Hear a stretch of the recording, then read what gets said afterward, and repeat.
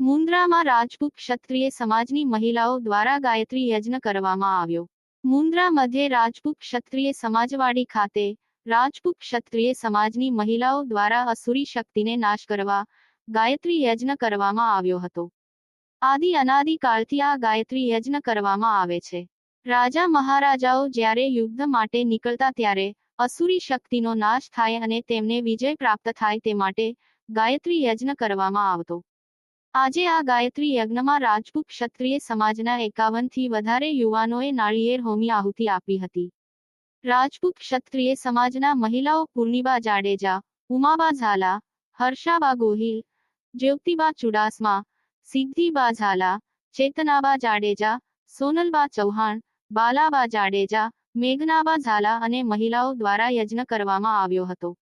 ક્ષત્રિય સમાજના પ્રમુખ દિલાવર સિંહજી જાડેજા, ટ્રસ્ટી મહિપતસિંહ જાડેજા, ચંદુભા જાડેજા, ગજુભા જાડેજા, કરણી સેનાના પ્રમુખ હરિસિંહ જાડેજા અને યુવાનો ઉપસ્થિત રહ્યા હતા।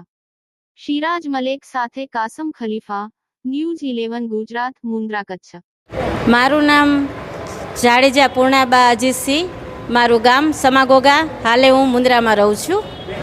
ખાસ તો એટલા માટે કે અમારી જે અસ્મિતાની લડાઈ છે એના માટે અમારા ભાઈઓ અથાગ પ્રયત્ન કરી રહ્યા છે। તો આની સાથે એવું પણ ઘણા ઉગ્ર આંદોલન થાય છે।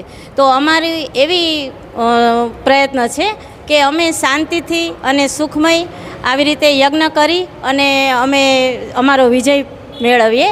અને ખાસ તો પહેલાંના જમાનામાં રાજા મહારાજાઓ જ્યારે લડાઈ થતી કે કોઈ પણ ક્ષેત્રમાં જવાનું હોય તો મોટો યજ્ઞ કરતા હોય છે। તો આપણે પણ આ રૂપાલાભાઈ સામે લડત છે તો એના માટે અમે પણ એવો પ્રયત્ન કરીએ છીએ કે સૌથી પહેલાં અમે આવી રીતે યજ્ઞ કરી અને પછી અમારું જે કાંઈ અમારી સંકલન સમિતિ અમને આદેશ આપશે એ પ્રમાણે અમે કામ કરીશું। આમાં કોઈ ઉગ્ર આંદોલન કરવાની જરૂર નથી, પણ ખાસ આપણે શાંતિથી અને સભ્યતાથી અને મર્યાદાથી આંદોલન કરવાનું છે, એવી અમારી બધાનો પ્રયત્ન રહે છે। બધાએ અલગ અલગ રીતે આંદોલન કરતા હોય છે અને આ વસ્તુમાં બેનોને અમને પણ ખ્યાલ નથી કે આવી રીતે બેનો જવાના હતા પણ એમને એમની રીતે કર્યું છે।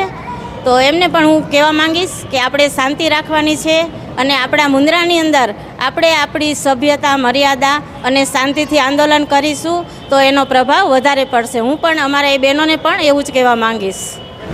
હું એકેય પણ પક્ષને કાંઈ પણ કહેવા નથી માંગતી, માત્ર ને માત્ર હું એટલું જ કહેવા માગું છું કે જે અમારા ક્ષત્રિયો બહેનો ઉપર જે એમણે અશબ્દ બોલ્યા છે એના માટેની અમારી લડત છે। અને આ તો લોકશાહી છે, લોકશાહીમાં કોણ કોને મત આપે એનાથી અમને કોઈ ફરક નથી પડતો, પણ માત્ર ને માત્ર અમારી લડત રૂપાલા સામે છે। અને મોદી સાહેબને અમે નમ્ર અપીલ કરીશું કે હજી સુધી આનો કોઈ નિર્ણય નથી આવ્યો તો અમારી જ્યાં સુધી બનશે ત્યાં સુધી અમે અમારા જે પ્રયત્નો છે અમે ચાલુ રાખીશું અને અમારી લડત અમે ચાલુ રાખીશું। હું તો બધાને એવું જ કહેવા માંગીશ કે મતદાન તો આપણું 100% થવું જ જોઈએ।